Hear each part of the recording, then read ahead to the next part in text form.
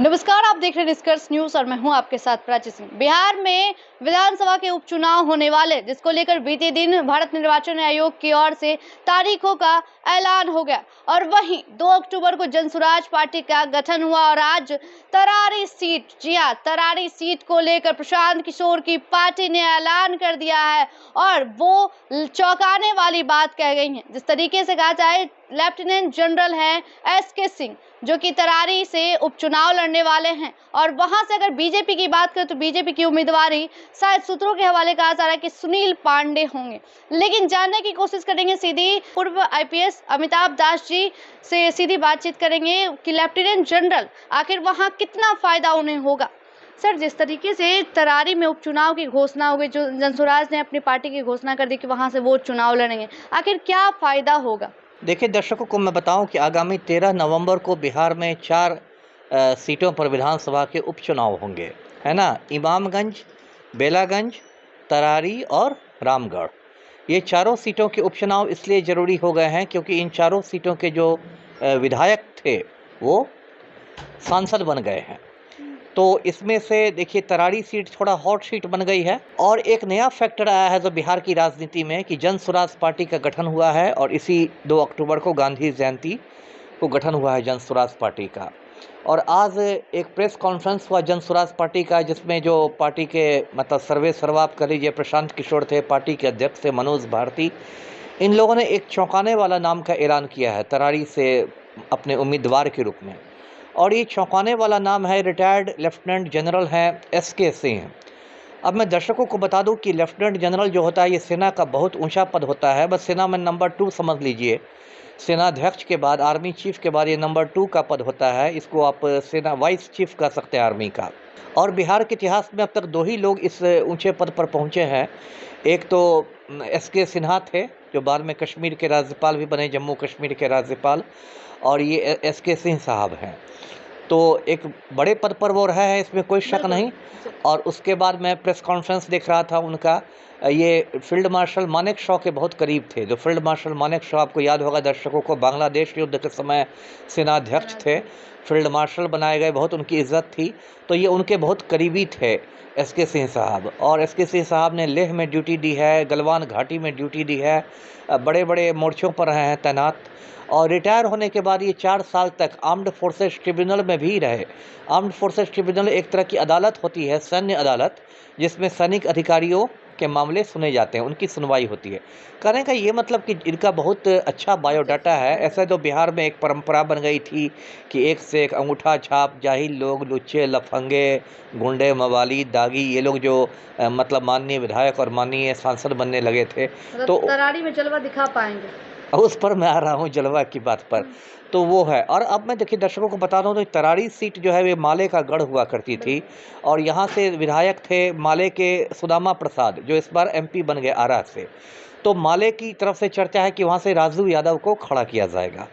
तो एक उम्मीदवार तो राजू यादव हो गए माले के, दूसरे जनसुराज पार्टी के लेफ्टिनेंट जनरल साहब हो गए। तरारी में सबसे गंदा खेल खेल रही है भारतीय जनता पार्टी। भाजपा ने क्या किया, देखिए तरारी सीट पर पशुपति कुमार पारस दावा ठोक रहे थे।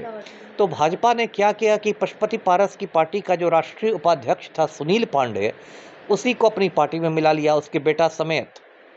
और ये सुनील पांडे जो है ये बहुत खूंखार अपराधी है। मैं दर्शकों को इसकी तस्वीर दिखाऊंगा। ये 2002 की तस्वीर है, 22 साल पुरानी तस्वीर है।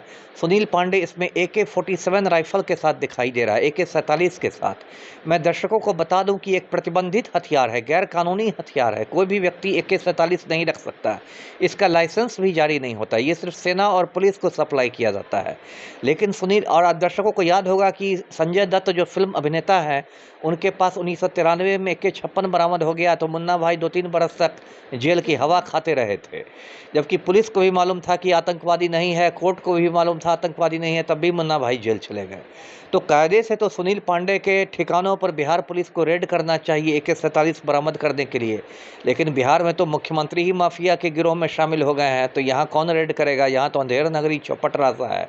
और भाजपा जो बड़ी बड़ी बातें करती है कि हम भारत को विश्व गुरु बना देंगे, बिहार को जंगल राज से मुक्ति दिला देंगे। बड़े बड़े डल और मुख्य जो डिप्टी सीएम हैं सम्राट चौधरी कहते हैं कि कोई अपराध करेगा तो हम गया में उसका पिंडदान करा देंगे। तो उनकी ये हालत देखिए कि राम भक्त लोग सुनील पांडे के भरोसे हैं। कहा जा रहा है कि सूत्रों के हवाले इनको ही टिकट इनको टिकट मिलेगा या इसके बेटे संदीप पांडे को टिकट मिलेगा जी, लेकिन उसी बाप बेटे में से किसी को टिकट मिलेगा।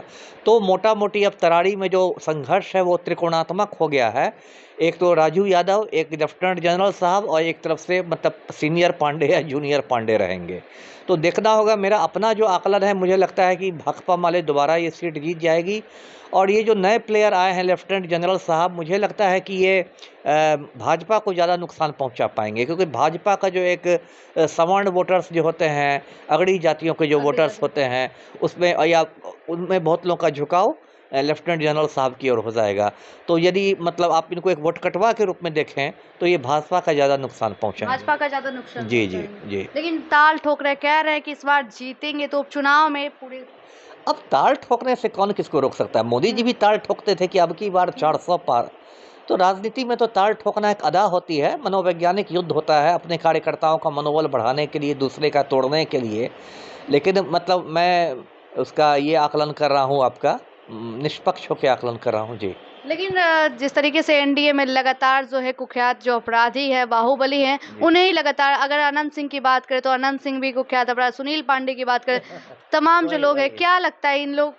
अब क्या इन लोगों ने राजनीति का स्तर इतना गिरा दिया है। ये पलटू राम कहते हैं कि हम ना किसी को फंसाते हैं, हम ना किसी को बचाते हैं, हमारा जीरो टॉलरेंस है क्राइम पर, जीरो टॉलरेंस रखते हैं।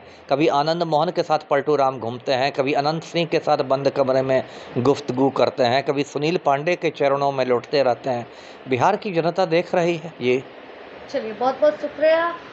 तो आपने साफ तौर पे सुना है, भले ही लेफ्टिनेंट जनरल को वहां से टिकट मिला है, लेकिन जिस तरीके से नुकसान होगा तो सिर्फ बीजेपी यानी कि एनडीए को, वहां से सुनील पांडे का नाम आ रहा है, उनके बेटे का नाम आ रहा है।